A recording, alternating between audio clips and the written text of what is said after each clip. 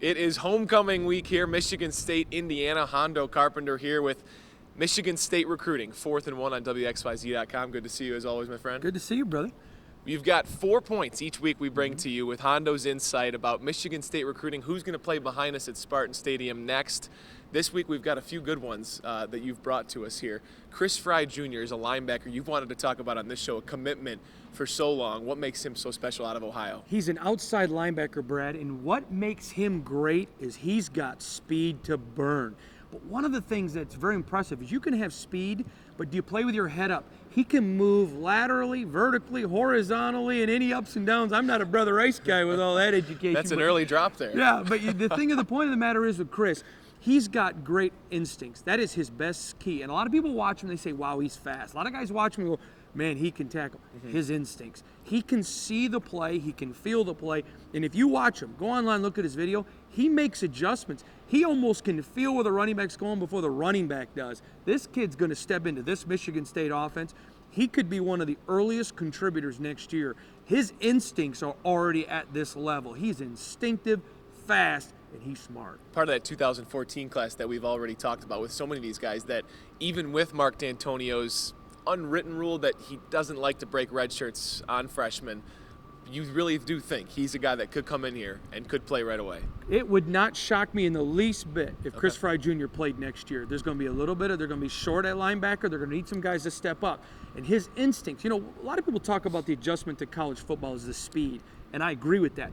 But he's got the speed. A lot of people talk about the size. He's got the size. And a lot of people talk about you got to have the brain. This kid's got the instincts. He can just smell it.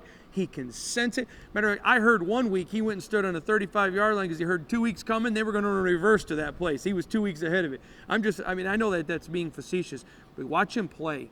His instincts and ability to feel the game. I'm going to tell you who he reminds me a lot of. Different body side, different speed, but just instinctually, Spartan fans know who I'm talking about. Percy Snow. Okay. That ability to just sense where the play is going, and then you add to that speed. Now he plays the outside, doesn't play the inside. That's dangerous. He can go out and cover guys in coverage, but coming off that edge, you're going to get a Julian Peterson. He's faster than Julian, and Julian was a defensive end. But he's got that Julian Peterson burst. He's dangerous. Gerald Owens is our second down. We're gonna talk about another linebacker in a little bit. Before you get all excited and talk about this running back out of New Jersey and start comparing him to a Michigan State great, I'm gonna jump in and say I watched a little film. We said we were gonna talk about him. It's TJ Duckett, the second coming. Yeah, not as fast. No, but it's just as big. Yeah, oh yeah. I love this mountain of a man, bulldozer. He's going to line up. He was an early guy. They targeted him early. They wanted him desperately at running back. You're absolutely right with your TJ comparison about size. He is big, and he just runs over people. Yeah. He reminds me a lot of Rondane. Just that big size, let's go at it, let's get it on. Again, I would almost even, other than Rondane, Jerome Bettis. Wow, just strong. But where Jerome was at Notre Dame, not where he was obviously in the pros.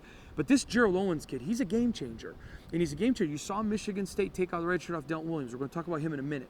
But the point of the matter is they're looking for that big bruiser back. He's almost J.U. Colcrick, a guy that went on and played with the Buffalo Bills for Michigan State. Again, all of those comparisons are there because he has the size. But here's what I like most about Gerald Owens.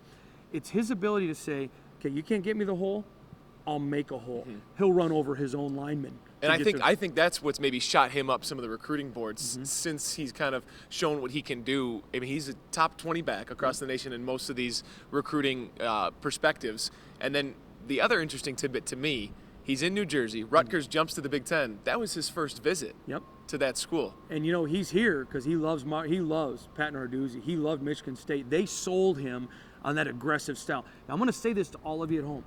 This is Mark D'Antonio so far through 16 commits, his best first 16 since he's been here. I'm not saying it's his best class yet because you still have to wait and see how he finishes. Right. But through 16 guys, this is his top to bottom best 16. I would not be shocked if any of these end up the best player in the class, including Owens. He is tough. He's a bruiser. He's a touchdown machine. Another guy that we get to watch down in Detroit a lot, Cass Tech linebacker, our third down, Dion Drake, committed just a little bit ago. Not a recent commitment, but someone that, again, fits in that description you're talking about of being a pretty special player that could turn out to be something spectacular. Yeah, and I'm going to throw this out to you. One of the things about Dion Drake, he's a great football player.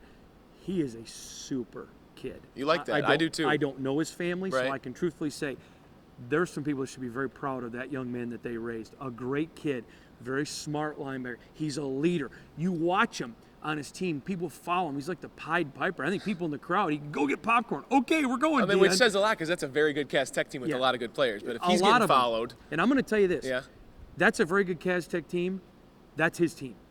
That's his team, and he's the leader of that team.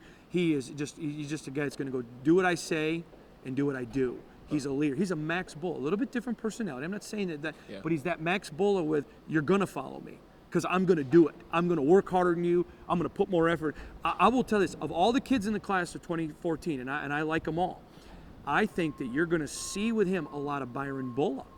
A little bit about Byron Bullock, that leadership. Yeah. And, man, you start looking at Bullock comes down as an outside linebacker and Chris Frey as an outside linebacker. Katie bar the door. This could be a special group of linebackers. And you've already got John Reschke here in place, a freshman and already. Shane Jones.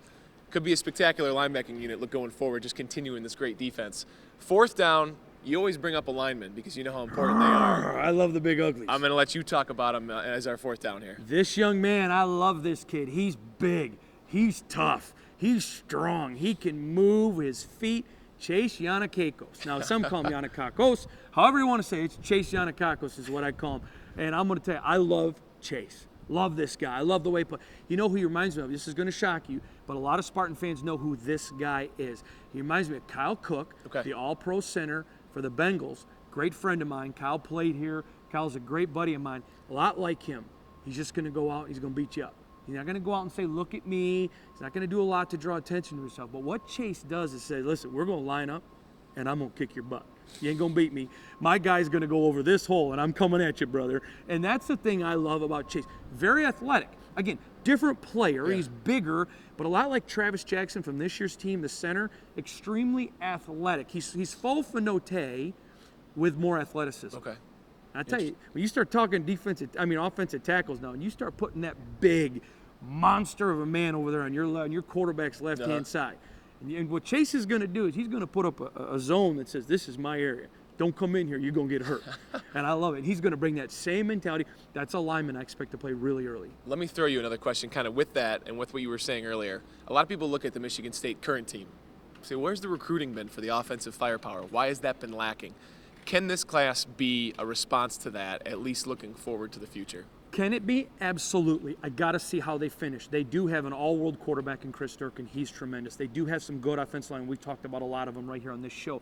They've got Gerald Owens. They need to pick up another running back. They're in on Madre London. They're in on Chris James, which are either one of those guys, game changers. Mm-hmm. So, again, they're there. They got a Parker Westfall, a guy they're looking at over on the defensive side of the ball. I know your question was offensive-oriented. But, yes, can it be? Without a doubt. Yeah. They're going to basically have 4 spots to fill. They're going to be right around 20, maybe 19, maybe 21. But they're going to have to go out and get some offensive people. Now, and it's not defense, but in reality, Michigan State's offense has been ugly other than last week. Even against Youngstown State, it was a Division I AA. It doesn't matter. So they're getting killed in recruiting, Brad. Here's what happens with Michigan State. Those offensive coaches need to understand. Recruits are watching them every week. Every single week, you're not only playing for the game at hand, you're playing for games 2 and 3 down the years down the road with recruits. And so as the offense continues to grow, you're going to see them open up maybe on some more guys. Then there were some guys maybe backing away a little bit. And I can tell you this, I won't name names, but some of our offensive commits have been hit pretty hard by other schools saying, you see that Michigan State offense, you really want to play for them.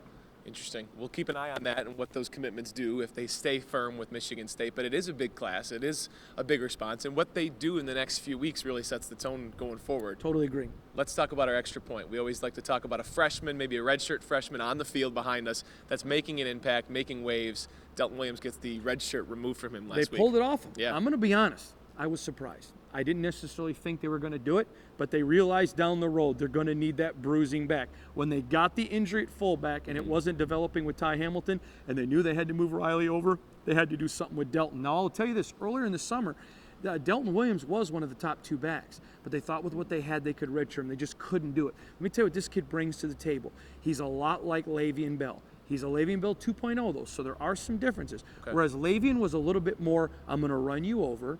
Delton will take a little bit of a juke move. He'll not a whole lot, but he's going to do a little bit more moving maybe than Le'Veon Bell, where Le'Veon would just rather jump you or run over you. He'll try to go around you a little bit. But here's the thing with Delton Williams I'm excited to watch. He brings an element. He's got pizzazz. He just has that a little bit of a little bit of that it factor that maybe sets him apart from other people. And I always get, every time I say it factor, whether it's on my TV show, radio show here, people say, well, what is the it? I don't know how to describe it. It's when you see an athlete, and it is pretty obvious with people. Le'Veon Bell is a guy, if you're going to compare him to him, you could see that. He wasn't prototypical. You didn't say, okay, this is how he fits into the NFL draft, but he just had that it factor. That's a great point. And size-wise, he does look a lot like Le'Veon, and he does kind of run with him. But again, his it factor is different than Le'Veon's just because he'll make a move. Whereas Le'Veon would jump over you, run over you. He'll make a move, and some guy's eating grass. I mean, he's like a Michigan cheerleader down there grazing. Hey. You know, I do a show over on the other side with Michigan, too. So well, just blame the old Spartan Nation. Hey, I'm a fat guy, so I can make fat jokes. Hey-o. Hondo Carpenter here with us every week. Follow him on Twitter at Hondo Carpenter. And again, free subscription, Spartan Nation, if you want it. You can have it. Just go to SpartanNation.com. We'll see you there. That's it. We're here every week. He's here with us, 4th and 1 Michigan State Recruiting on WXYZ.com. Thanks, as always, for watching.